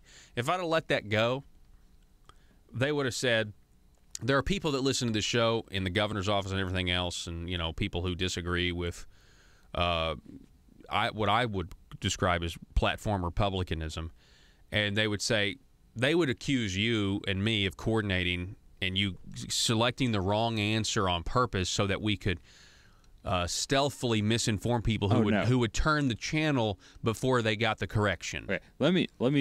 I'm just saying that's why I gave you the right answer up front, because I didn't want them to think that I was putting out something that wasn't true. Oh no, absolutely. Like, there's no coordination here. But here's the thing: for me, the last 10-ish years of politics have been pretty much a blur. Right. Because everything's been bleeding together. So I have 100%, like, if someone was to walk to me right now and say, when did Obamacare start? I'm going to go sometime, but I couldn't give you an actual year because I don't remember. It's just because it's been around for at least 5 years now, right? Yeah, it was. It was Christmas. Was it Christmas of 2009? Really, it was that early. Wow. Or Christmas of 2010. Okay, either way, and I don't think it was 2010 because 2010 was the midterms, and that was the big. That's when people woke up. So see, even I have trouble remembering things like that. So either way, it's been around for 7+ years, or almost 7+ years. I don't remember. Back then, I was. We got to go to break. Yeah, we do. All right, we got to go to break. Back in just a minute. Now I'm the one calling the breaks. Back in a minute, folks. The Paul Harrell Program, brought to you by Conduit Media Group.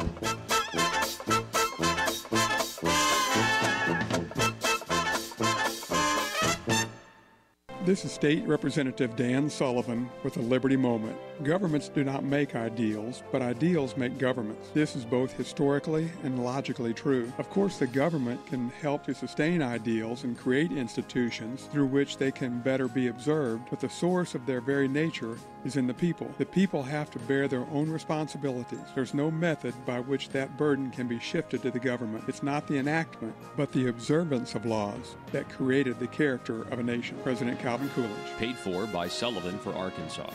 If you're like me, you believe that small business is the heart of Arkansas's economic engine, and it should be viewed that way by the politicians in Little Rock. Conduit for Commerce also believes, like you and I believe, policies that achieve less regulation and lower taxation help small business in Arkansas thrive. Other policies like small, constitutionally consistent government and reducing citizen dependency on government keeps it from growing and expanding its influence on our daily lives. Conduit for Commerce works every day to educate the general public and legislators on these important priorities in the name of Arkansas small business. By the way, contributions to Conduit for Commerce are tax deductible. Log on now to conduitforcommerce.org and click on Contact Us on the right side of the page. That's conduitforcommerce.org. Go there now and learn the facts on protecting small business in Arkansas.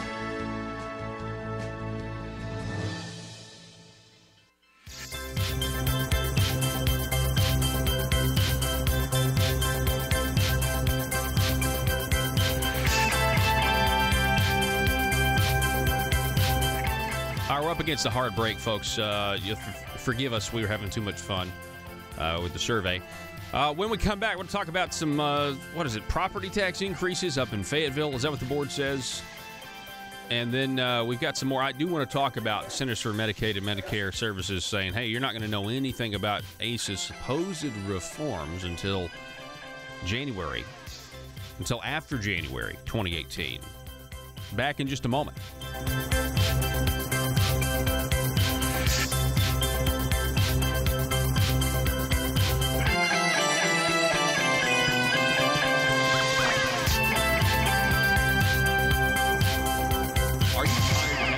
welcome those of you watching at paulharrell.com, Facebook Live, or our YouTube page, The Paul Harrell Program.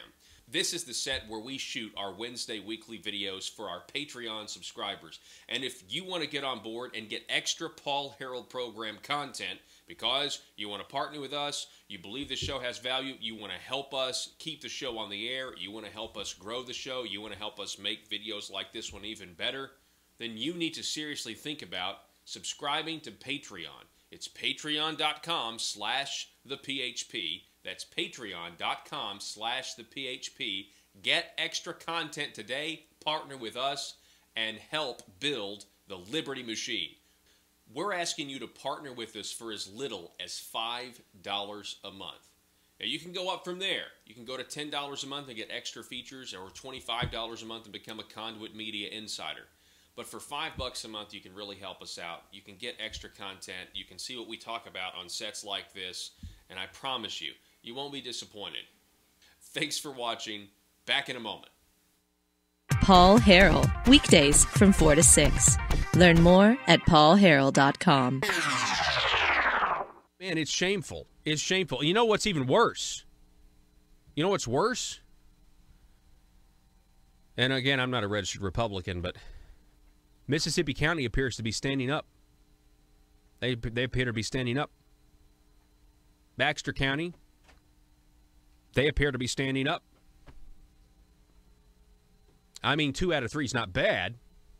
Should have been 3 out of 3. We're talking about local. This is a local event, right? I mean, what's the big deal?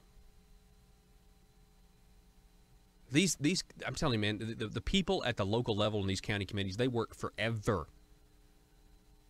Especially in eastern Arkansas, they have worked forever trying to get recognition, Republican recognition.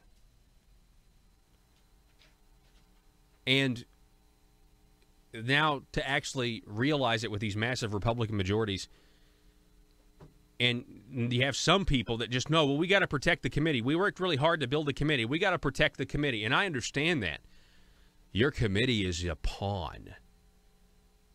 You got to be careful that your committee is a pawn. And don't. I'm just telling you, all of the committees feel this way, that they've built their committee. Don't be used as a pawn, though, to stand for the very thing you worked to build in the first place. And that's the sad thing. I talked to people down at the Marble Palace who were sitting in the galleries. They were sitting in the House gallery watching these bills be passed one after the other.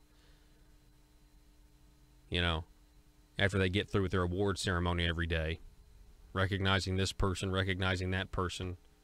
I saw a Democrat state representative one time go down and they had a vote on a meteor, recognizing the day a meteor hit Paragould, Arkansas. Like, this is the time that's the kind of stuff they waste time on. And then when they get around to doing anything, it's growing government and taxes. But I talk to people up there in the gallery and they say, we knocked on doors for 20, 30 years trying to build the Republican Party in Arkansas, and this is what we have? Folks, I just...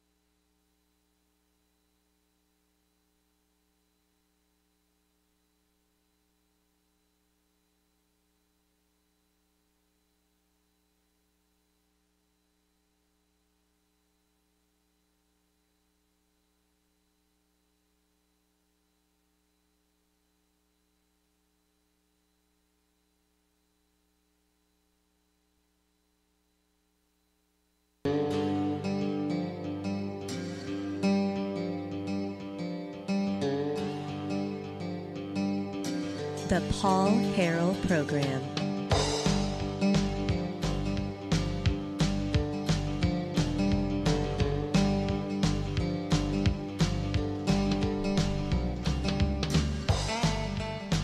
All right, thanks so much for being with us. Again, my name is Paul. Yeah, I see this. That's interesting about the hearing on dicamba. With farmers, see, Arkansas farmers are they're going to go to a Little Rock hotel room, or hotel ballroom, and this is when? Is this today? State Plant Board is considering how they can use dicamba on next year's soybeans. I mean, this is very interesting. This affects a lot of people.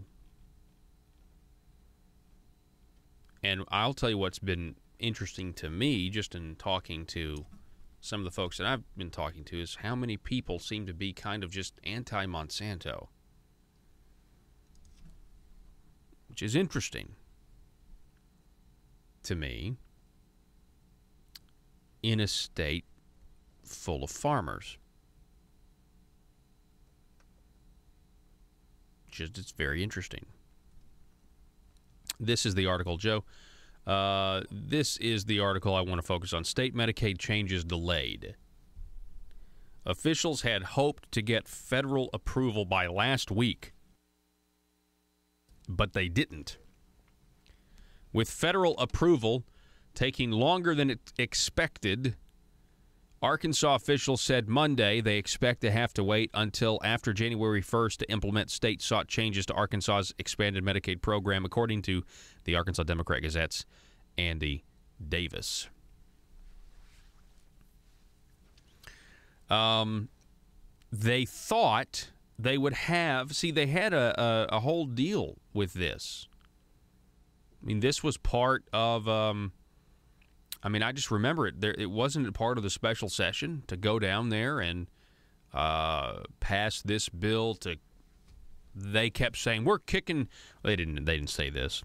They didn't say, we're kicking 60,000 people off the program. They said, no, we're going to have to move 60,000 people off of the program. That's the term that they used.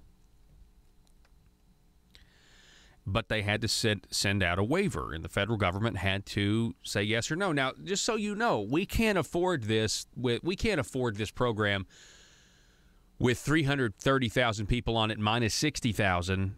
We can't afford that as it is, much less the 320 to 30,000 or whatever the number is now. Who knows what the current number is at any given moment? And so the fact that the Centers for Medicare and Medicaid have not gotten back to Arkansas yet about whether or not we can move these, quote, reforms, end quote, forward, that just means that Blue Cross Blue Shield, baby, I mean, they're probably really happy. That's just more months that they get to rake in the dough. They get to rake in premiums on 300,000, let's just say 320,000 Arkansans, the tune of over $500 a month per policy.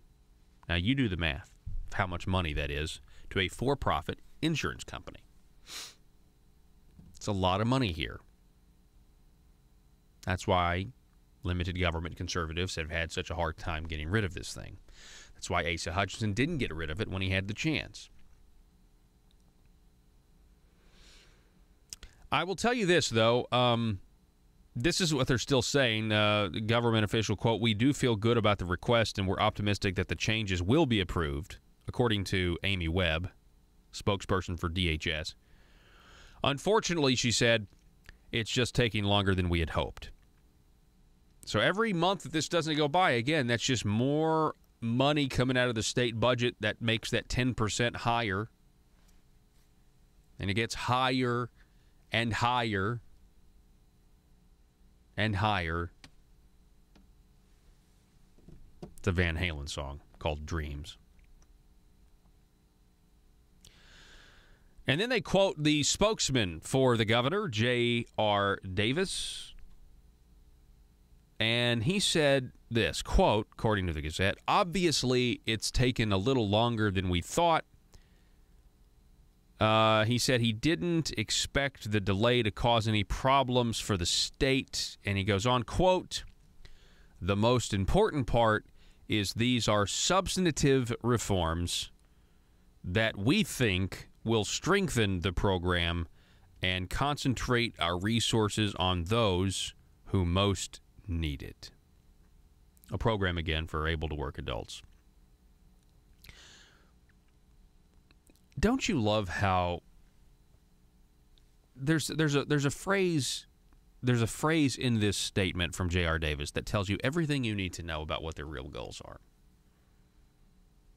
It tells you everything you need to know about how timid they are when it comes to defending conservatism.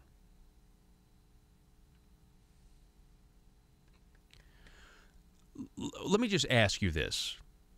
Why doesn't J.R. Davis say about these reforms that haven't been approved, that are supposed to remove people from the program, why doesn't J.R. Davis say this? Quote, obviously it's taken a little longer than we thought. The most important part is these are substantive reforms, and we think will shrink the program. He doesn't say that, though, does he? Now, that's obviously, if we take them at their word, which is tough to do, because the same people are leading these reforms that have made predictions about what their pieces of legislation would do for several years now, and they've done the opposite. They've been found to not be true, yet they're still somehow in leadership. They're still credible. The most important part is that these are substantive reforms, and we think they will strengthen the program. That phrase tells you so much about the philosophy of the governor's office, Asa Hutchinson himself. You see, Asa Hutchinson cannot represent how he wants to be perceived to the base. He can't do that. Can't do that same thing when it comes to outlets like the Democrat Gazette and the mainstream media. Now, trust me, that is carefully crafted language.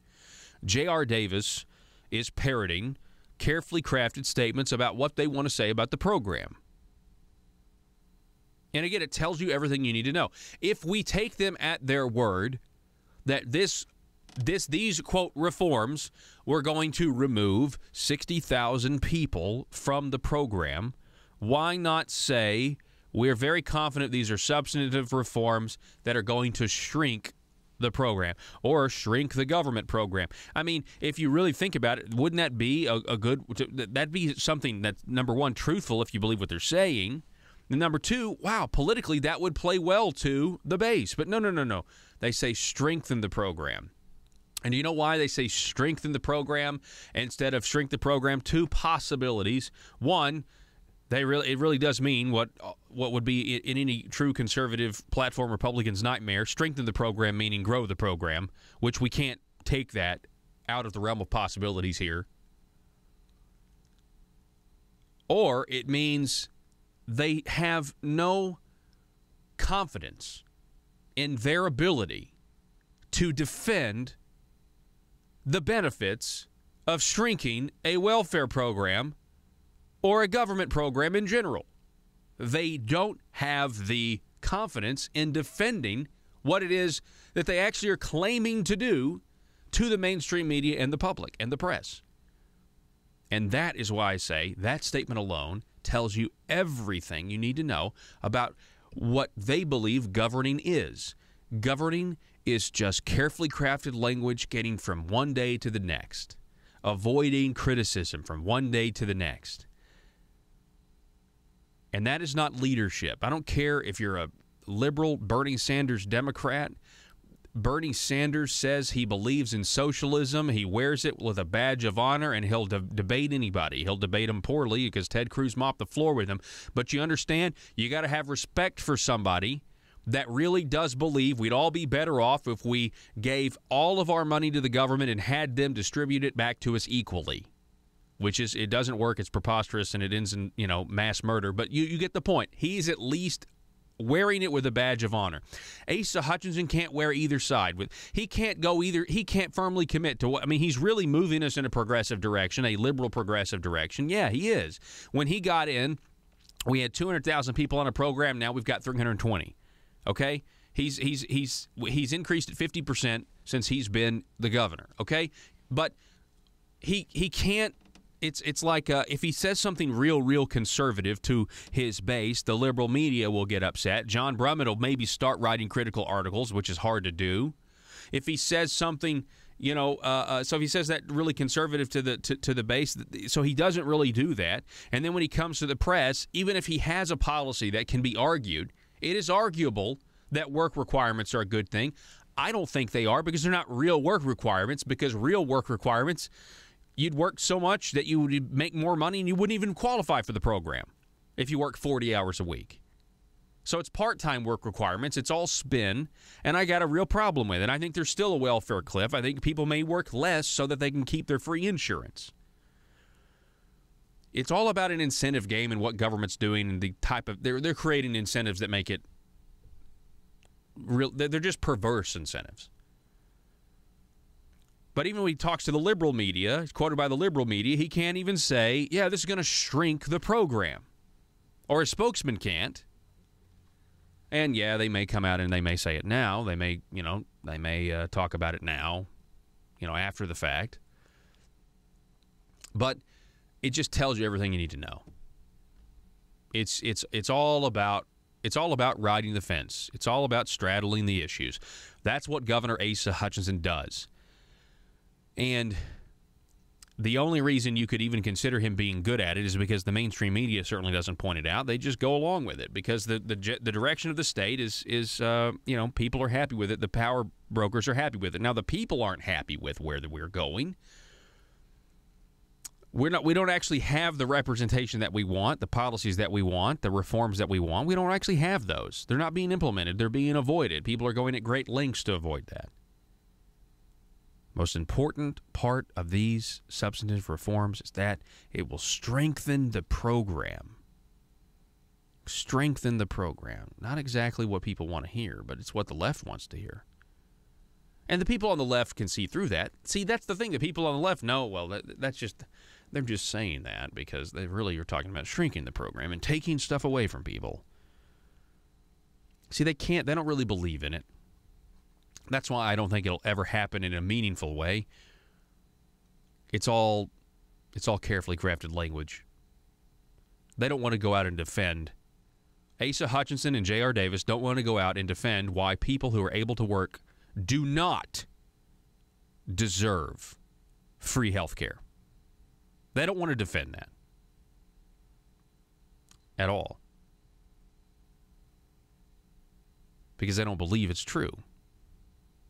That's why even the, quote, reforms that are now delayed until after January 1, the federal government, if you're just joining us, headline here, state Medicaid changes are delayed until after the first of the year.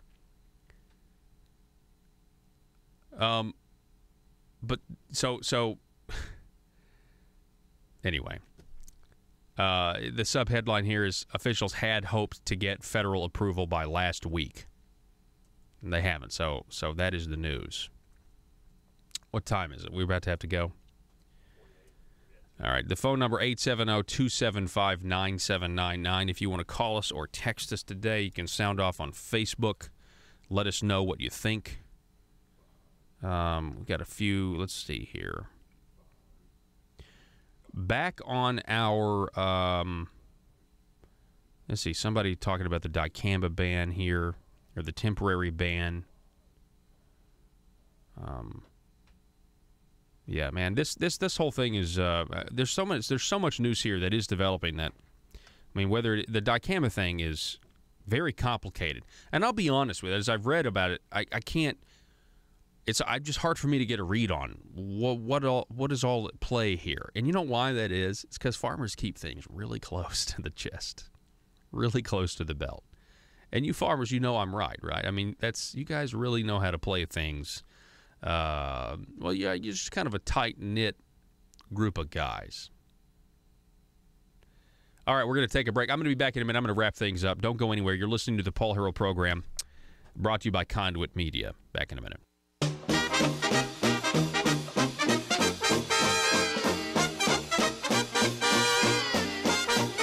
The Paul Harrell Program.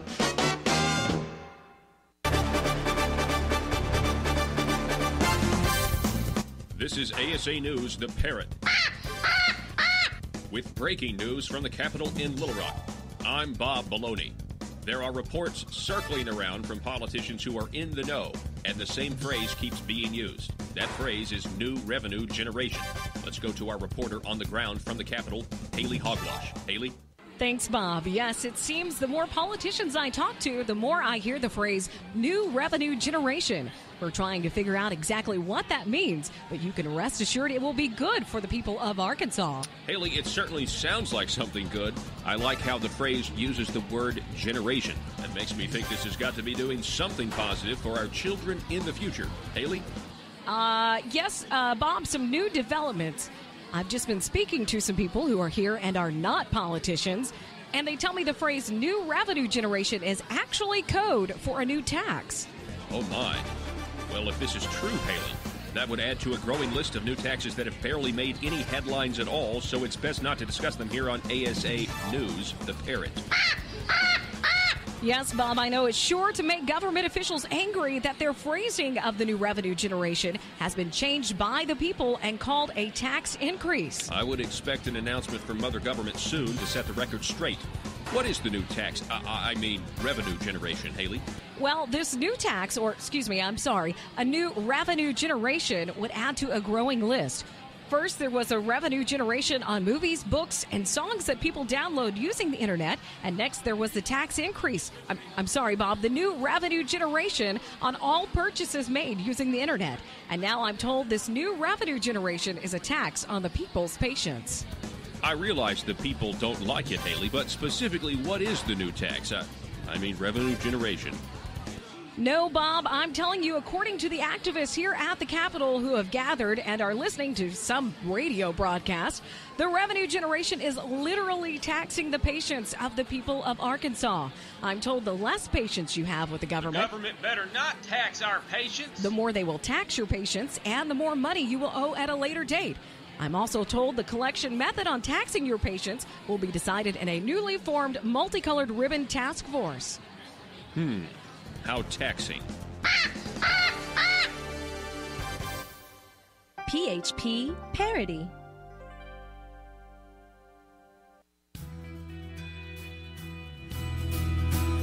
While I was on the air here, I got a text from Senator Linda Collins Smith.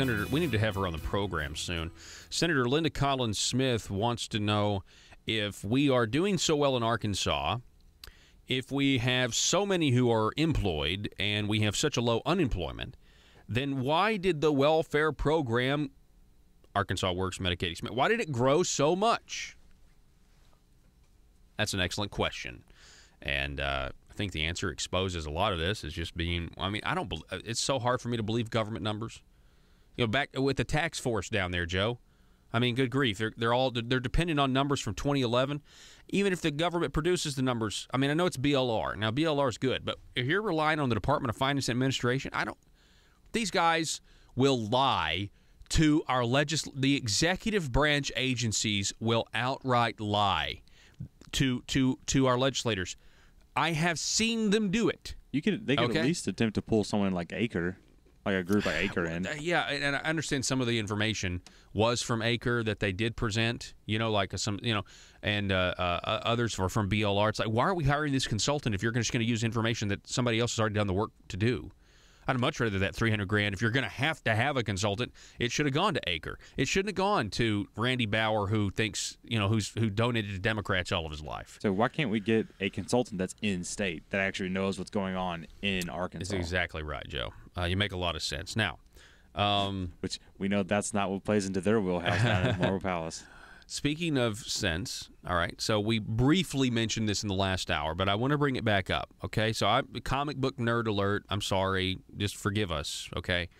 But we found out last hour that the new DC Justice League movie with Batman, Superman, Wonder Woman, and whatever, whoever else. Cyborg, The Flash. Aquaman, okay, The Flash. Cyborg, okay. It has a runtime of under 2 hours. Okay, so I ended up watching the video that it was that the title was associated with. Okay, so they put under 2 hours in the tagline. It was a clickbait. It wasn't real? It's technically real, but it's unconfirmed. So they don't know the exact time yet, but it's supposed to, but one of the DC executives saw how choppy and full of dead space movies like terrible Suicide movie. Squad and Batman vs Superman were, like how they had some real, like how terrible the movies were. It was really drawn out certain parts were really drawn out and unnecessary and kind of painful to sit through. Like the whole movie. Yes. It was painful. It was awful.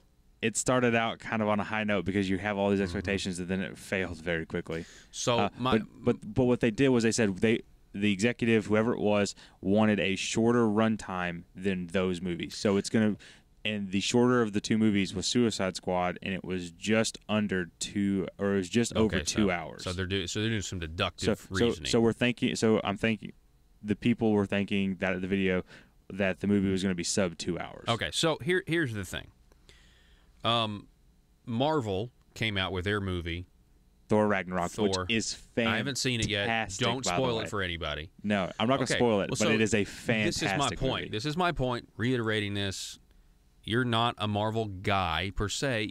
But yet you admit that Marvel has the cinematic movie making. They got it down. I mean, this was a whole formula, and it's sad because DC is so terrible. And here's the thing.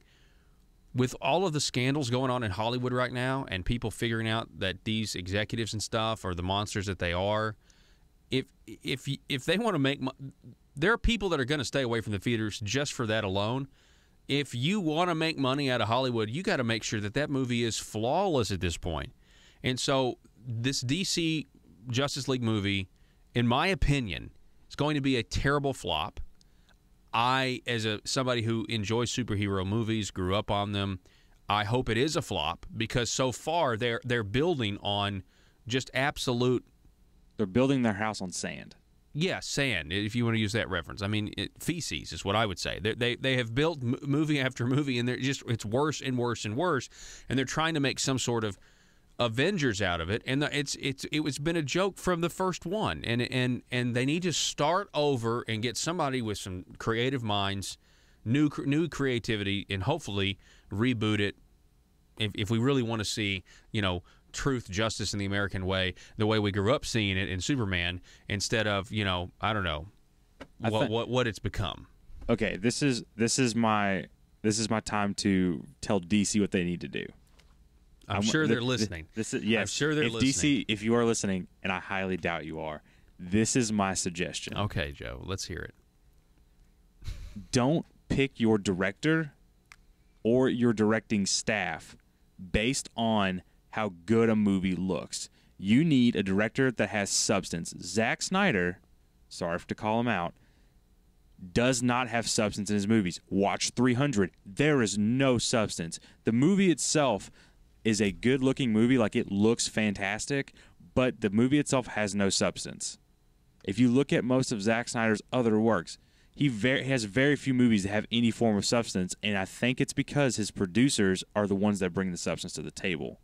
The reason why Man of Steel was even remotely good was because... The Superman movie. Well, I'm letting people know that may not know. Yeah, it was a Superman movie, but the only reason it was remotely good, Zack Snyder had his finger in it. But Christopher Nolan also had his finger in this. He was all over this film, and that was his last superhero film. The first problem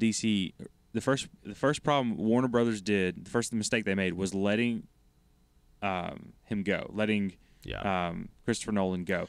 Christopher Nolan's done making superhero movies, and it's tragedy because he made three really good finally, ones. we have gone back and forth with this several segments over the course of the last year. Are you hoping that this movie is a flop so that they will scrap it, start over, and get new everything? Doesn't matter. They're scrapping it anyways. Oh, they are. As far as I'm concerned, Justice League might as well just be a one-off movie and start over. My opinion at this point is keep Gal Gadot. She's an excellent Wonder Woman. She did a fantastic job. So are you hoping it's a flop? Because it's not confirmed. It's not confirmed that they're going to start. I know, but it's the writing's on the wall. The big hand has come out of nowhere and wrote on the wall. And then she got Ben Affleck. I got all those videos of Ben Affleck, who's Batman, but back, Ben Affleck's already ogling girls or whatever. Ben Affleck's already said that he's done. Anyway, being Batman because Snyder's out. I'm just trying to sense that you're on board with me now, and you want it to start over. I'm a half and half and swaying very quickly towards I hope it's a flop. Okay, all right, folks. That's all the time we have for today. We're going to be right back here tomorrow. At 4 o'clock, Arkansas, thank you so much for listening. Be safe.